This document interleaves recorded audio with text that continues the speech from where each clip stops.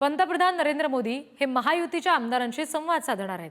पंतप्रधान मोदी महायुतीच्या आमदारांना आता काय मंत्र देणार याकडे लक्ष आहे।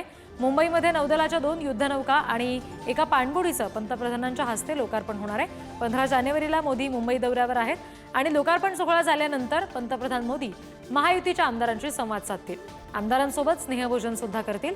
महाराष्ट्रातील विक्रमी विजयानंतर मोदी कार्यक्रमासाठी पहिल्यांदाच महाराष्ट्रात येत आहेत।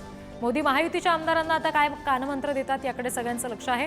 अमित शहांनी यापूर्वीच भाजपच्या आमदारांना सूचना केलेल्या आहेत।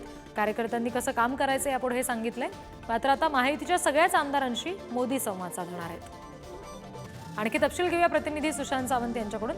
सुशांत, काय नेमक्या गोष्टी मोदींकडून सांगितल्या जाऊ शकतात, विशेषतः आगामी निवडणुकांच्या दृष्टीने काय कानमंत्र येऊ शकतो? रिद्धी, आपण बघितलं असेल तर काल भाजपचं महाअधिवेशन झालं आणि या महाअधिवेशनात केंद्रीय गृहमंत्री अमित शहा यांनी सर्व पक्षांना आवाहन केलं। तर त्यानंतर नरेंद्र मोदी पंतप्रधान जे 15 तारीखला मुंबई दौऱ्यावर आहेत। खरं तर 2 कार्यक्रम आहेत, एक नौसेनेच्या 2 युद्धनौका आणि एका पाणबुडीचं पंतप्रधानांच्या हस्ते लोकार्पण होणार आहे। या कार्यक्रमाला जरी मोदी येत असले तरी महायुतीच्या सर्व आमदारांशी ते संवाद साधणार आहेत आणि आमदारांसोबत स्नेहभोजन देखील ते करणार आहेत।